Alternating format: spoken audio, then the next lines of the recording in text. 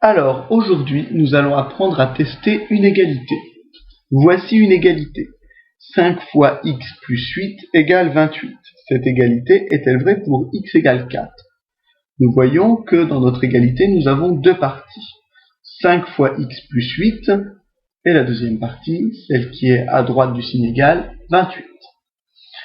Remplaçons x par 4 dans cette égalité. Pour plus de lisibilité, nous allons faire une petite séparation entre la première et la deuxième partie. Voilà ma petite séparation.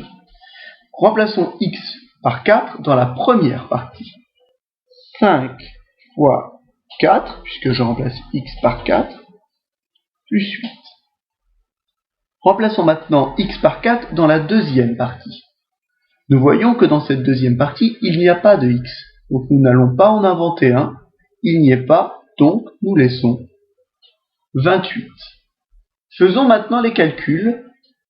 5 fois 4, 20, plus 8, 28. La première partie fait donc 28. Dans la deuxième partie, aucun calcul n'est nécessaire, donc nous n'en faisons pas. Nous voyons bien que les deux parties, la première et la deuxième, donnent toutes les deux 28. Donc nous avons bien une égalité. C'est égal. La question était, cette égalité est-elle vraie pour x égale 4? Eh bien oui, pour x égale 4, l'égalité est vraie. Donc, pour x égale 4, l'égalité est vraie. Mais je dis bien pour x égale 4. Puisque pour x égale 7, ce n'est peut-être pas le cas. Question 2. Cette égalité est-elle vraie quelle que soit la valeur de x? Là, la question est différente, puisque on nous demande quelle que soit la valeur de x. Cela signifie pour toutes les valeurs de x. Eh bien, testons avec une autre valeur que 4. Testons x égale 2, par exemple, ou nous aurions pu prendre x égale 7, ou x égale 9, ou x égale 0. Mais ici, j'ai choisi de prendre x égale 2. Je fais ma séparation pour mes deux parties, et je remplace x par 2 cette fois-ci. 5 fois 2, puisque je remplace le x par 2, plus 8. Et ici, dans la deuxième partie, je n'ai toujours pas de x, donc je laisse 28. 5 fois 2, 10, plus 8, 18. Et alors là, je vois que ce n'est pas égal. Donc, est-ce que cette égalité est vraie quelle que soit la valeur de x? Eh bien non, l'égalité n'est pas vraie quel que soit x. Et nous pouvons même rajouter que x égale 2 est un contre-exemple. Donc souvenez-vous de ce mot contre-exemple qui est très important. Voilà. Regardons maintenant une deuxième égalité. Voici une égalité. 4t plus 6 égale t au carré plus 1. Et la question est, cette égalité est-elle vraie? Et là, on ne nous précise pas si l'égalité est vraie pour t égale 3, pour t égale 7, on ne nous précise rien. Cela signifie implicitement, cette égalité est-elle vraie pour tous les t, pour toutes les valeurs de t?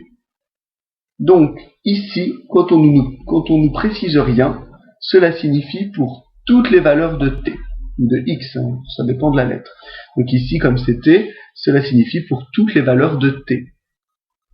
Eh bien, comme nous l'avons fait tout à l'heure, testons t égale, et nous prenons un nombre, alors par exemple 5. Testons t égale 5. Allons-y. Petite séparation pour la première partie et la deuxième partie. Alors là, attention, puisque nous avons 4t collés, et nous ne voyons pas d'opération entre les deux. Mais il faut se souvenir cette chose très importante qui dit que quand deux éléments sont collés sans signe entre les deux, c'est qu'il y a une multiplication cachée. Donc entre le 4 et le t, il y a une multiplication cachée. Donc à chaque fois que deux éléments se touchent, c'est qu'il y a une multiplication cachée. Donc nous avons 4 fois ma fameuse multiplication cachée, 5, puisque je remplace le t par 5, plus 6.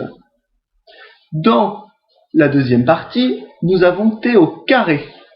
Alors souvenons-nous de ce que signifie ce petit 2 en l'air, ce petit carré. Cela signifie que l'on multiplie le nombre par lui-même, c'est-à-dire t fois t. Donc ici, comme je dois remplacer t par 5, cela me donne 5 fois 5 multiplié par lui-même. Et je n'oublie pas le plus 1 qui est au bout. Et je peux faire mes calculs. 4 fois 5, ce qui donne 20, plus 6, ce qui donne 26. Et puis pour la deuxième partie, 5 fois 5, 25, plus 1, 26. Je vois que c'est égal. Puis-je conclure que l'égalité est vraie quelle que soit la valeur de t? Eh bien non, puisque les règles du débat, je vous le rappelle, nous disent que des exemples, même nombreux, ne suffisent pas à prouver qu'un énoncé est vrai. Donc ici, je dois aller en quête d'un contre-exemple. Eh bien, je vais tester avec une autre valeur de t. Par exemple, t égale 3. Et je remplace t par 3. 4 fois la multiplication cachée, souvenez-vous encore une fois. Et là, je remplace t par 3, donc 4 fois 3, plus 6. Et pour la deuxième partie, 3 fois 3, je vous rappelle que le carré, cela signifie qu'on multiplie le nombre par lui-même, donc 3 fois 3, plus 1. Et nous faisons les calculs. 4 fois 3, 12, plus 6, 18. Et 3 fois 3, 9, plus 1, 10. Et là,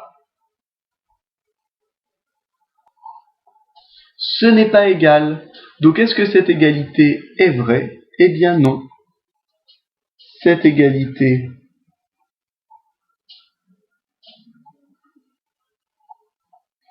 est fausse. Et nous avons t égale 3 qui est un contre-exemple.